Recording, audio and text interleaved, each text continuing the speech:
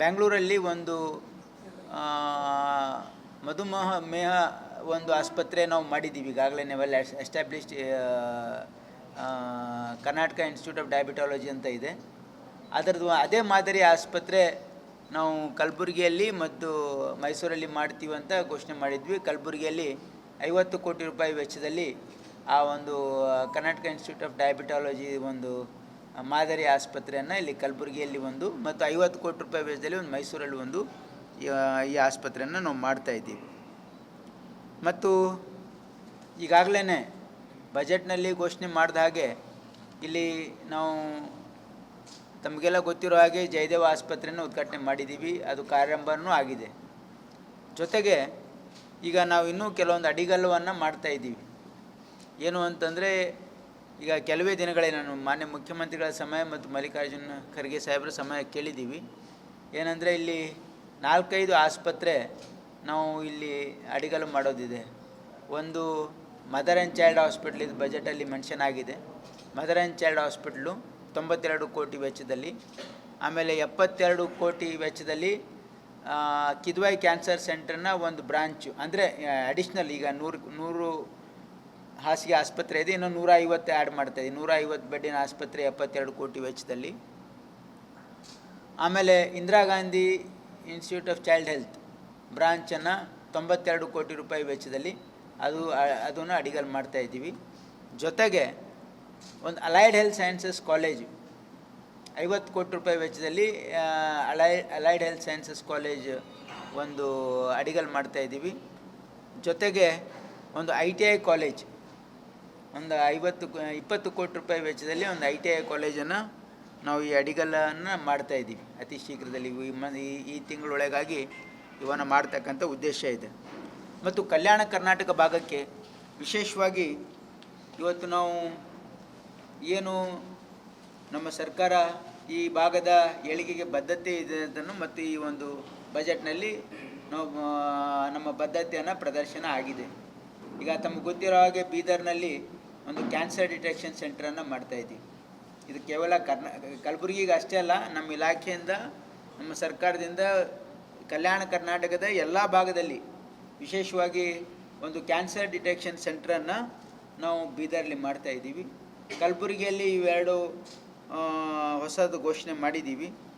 ಜೊತೆಗೆ ಸೇಡಂನಲ್ಲಿ 25 ಕೋಟಿ ರೂಪಾಯಿ ವೆಚ್ಚದಲ್ಲಿ ಒಂದು ಅಂತಾರಾಷ್ಟ್ರೀಯ ಮಟ್ಟದ ಒಂದು ITI ಮೇಲ್ದರ್ಜೆಗೆ ಏರಿಸ್ತಕ್ಕಂಥ ಒಂದು ಪೈಲಟ್ ಪ್ರಾಜೆಕ್ಟನ್ನು ಮಾಡ್ತಾಯಿದ್ದೀವಿ. ಜೊತೆಗೆ ಇಲ್ಲಿ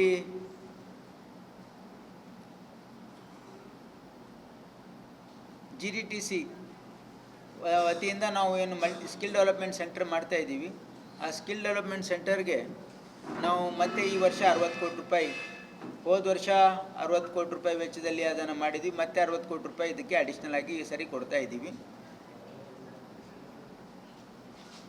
ಮತ್ತು ಈಗಾಗಲೇ ಈ ಒಂದು GDTCಯಲ್ಲಿ 4 GDTCಯಲ್ಲಿ ಇಂಡಸ್ಟ್ರಿ 4.0 ಪ್ರಕಾರ ಅಲ್ಲಿ ಬೇಕಾಗಿರ್ತಕ್ಕಂಥ ಇಕ್ವಿಪ್ಮೆಂಟ್ಗೆ KGDTIಗೆ 10 ಕೋಟಿ ರೂಪಾಯಿ ವೆಚ್ಚದಲ್ಲಿ ಅದನ್ನು ಕೂಡ ಇಲ್ಲಿ ಮಾಡ್ತಾಯಿದ್ದೀವಿ. ಹೋದ ವರ್ಷ ನಮ್ಮ ಬಜೆಟ್ ಅನೌನ್ಸ್ಮೆಂಟ್ ಇತ್ತು.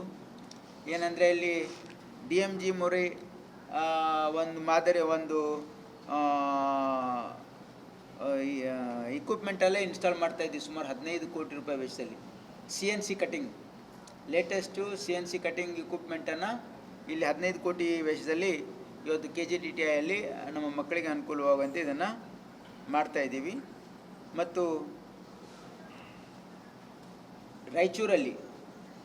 ರಾಯಚೂರಲ್ಲಿ ನಾವು ಒಂದು ಕ್ಯಾನ್ಸರ್ ಆಸ್ಪತ್ರೆಯನ್ನು ಮಾಡ್ತಾಯಿದ್ದೀವಿ.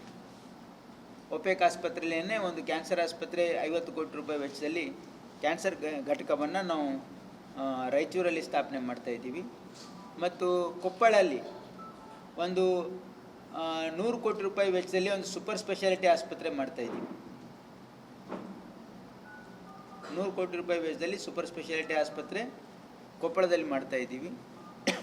ಮತ್ತು ಬಳ್ಳಾರಿಯಲ್ಲೂ ಕೂಡ ಅದು ಬಜೆಟಲ್ಲಿ ಅನೌನ್ಸ್ಮೆಂಟ್ ಆಗಿಲ್ಲ, 2 ತಿಂಗಳಲ್ಲಿ ಒಂದು ಸೂಪರ್ ಸ್ಪೆಷಾಲಿಟಿ ಆಸ್ಪತ್ರೆಯನ್ನು ಉದ್ಘಾಟನೆ ಮಾಡ್ತಾಯಿದ್ದೀವಿ. ಆಲ್ರೆಡಿ ನಾವು ಕಳೆದ ಇದರಲ್ಲೇ ಮಾಡಿದ್ವಿ. ಈಗ ಅದನ್ನು ಬಳ್ಳಾರಿಯಲ್ಲೂ ಕೂಡ ಸೂಪರ್ ಸ್ಪೆಷಾಲಿಟಿ ಆಸ್ಪತ್ರೆ ಉದ್ಘಾಟನೆ ಮಾಡ್ತಾಯಿದ್ದೀವಿ. ಮತ್ತು ಬಳ್ಳಾರಿಯಲ್ಲಿ ಸುಮಾರು 500 ಬೆಡ್ಡಿನ ಒಂದು ಆಸ್ಪತ್ರೆಯನ್ನು ಕಟ್ತಾ ಇದ್ದೀವಿ ಸಪ್ಮಿಜಾಣದಲ್ಲಿ. 500 ಬೆಡ್ಡಿನ ಒಂದು ಆಸ್ಪತ್ರೆಯನ್ನು ಬಳ್ಳಾರಿಯಲ್ಲಿ ಹೊಸದಾಗಿ ಕಟ್ತಾ ಇದ್ದೀವಿ ಮತ್ತು ಸೂಪರ್ ಸ್ಪೆಷಾಲಿಟಿ ಆಸ್ಪತ್ರೆನ ಉದ್ಘಾಟನೆ ಮಾಡ್ತಾ ಇದ್ದೀವಿ ನಮ್ಮ ಇಲಾಖೆಯಿಂದ.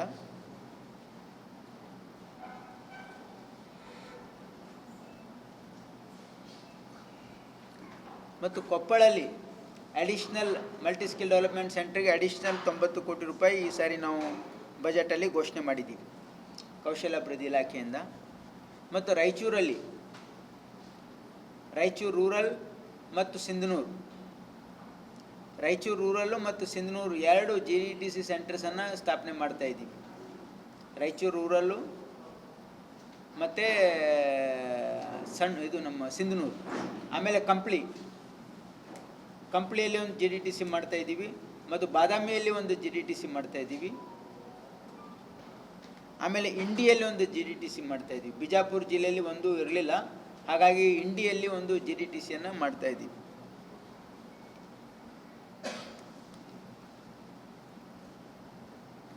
ಮತ್ತು ವಿಶೇಷವಾಗಿ ಕಲಬುರಗಿಗೆ ತಮಗೆಲ್ಲ ಗೊತ್ತಿರೋ ಹಾಗೆ ವಾಗ್ದಾರಿ ರಿಬ್ಬನ್ಪಲ್ಲಿ ರಸ್ತೆ ಇದನ್ನು ಮೇಲ್ದರ್ಜೆಗೇರಿಸಬೇಕು ಅಂಥೇಳಿ ಇದನ್ನು ಅಪ್ಗ್ರೇಡೇಷನ್ ಮಾಡಬೇಕು ಅಂತ ಒಂದು ಪ್ರಪೋಸಲ್ಲು ನಾವು ಕೊಟ್ಟಿದ್ವಿ. ಅದನ್ನು ಘೋಷಣೆಯನ್ನು ಮಾಡಿದ್ದಾರೆ. ಅದನ್ನು ಮೇಲ್ದರ್ಜೆಗೇರಿಸಲಿಕ್ಕೆ ಈಗ DPR ರೆಡಿ ಮಾಡೋದಕ್ಕೆ ಪ್ರಸ್ತಾವನೆಗೆ ಅನುಮೋದನೆ ಕೊಟ್ಟಿದ್ದಾರೆ. ಅದಾದಮೇಲೆ ಅದು ಅಭಿವೃದ್ಧಿಪಡಿಸ್ತಕ್ಕಂಥ ಕೆಲಸನೂ ಕೈಗೊಳ್ತೇವೆ.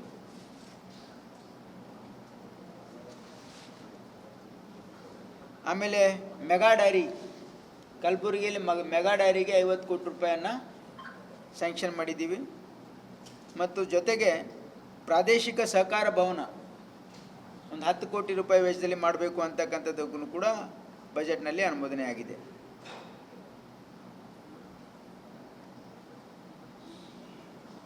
ಚಿತ್ತಾಪುರ ಸನ್ನತಿ ಅಭಿವೃದ್ಧಿ ಪ್ರಾಧಿಕಾರ ಅದನ್ನು ಕೂಡ ಘೋಷಣೆ ಆಗಿದೆ.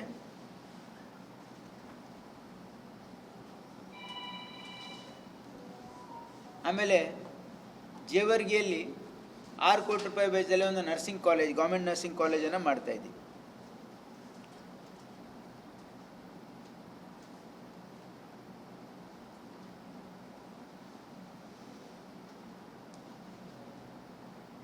ಆಮೇಲೆ ಯಾದಗಿರಿಯಲ್ಲೊಂದು ನರ್ಸಿಂಗ್ ಕಾಲೇಜ್ 6 ಕೋಟಿ ರೂಪಾಯಿ ವೆಚ್ಚದಲ್ಲಿ.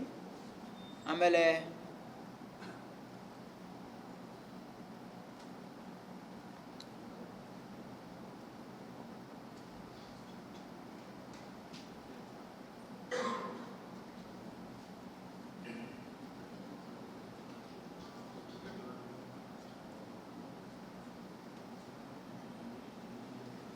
ಈ ರೀತಿ ನಮ್ಮ ಇಲಾಖೆ ವತಿಯಿಂದ ವಿವಿಧ ಕಲಬುರಗಿ ಅಂತೂ ಇಲ್ಲೊಂದು ಹೆಲ್ತ್ ಹಬ್ ಆಗೋದ್ರಲ್ಲಿ ಏನೂ ಅನುಮಾನ ಇಲ್ಲ ಅಂತ ಅನಿಸುತ್ತೆ ನಿಮಗೆಲ್ಲ. ಇಲ್ಲಿ ಕಲಬುರಗಿಯಲ್ಲಿ ಬೇಕಾಗಿರ್ತಕ್ಕಂಥ ಎಲ್ಲ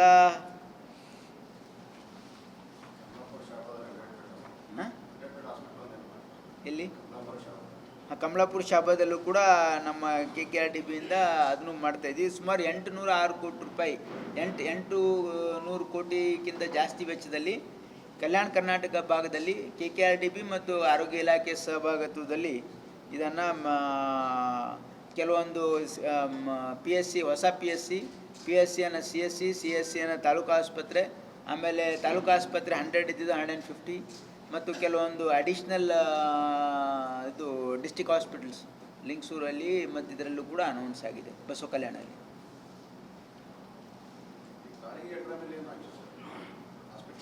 ಯಾವುದು ಇಲ್ಲ, ಇದರಲ್ಲಿ ಇರಬೇಕದು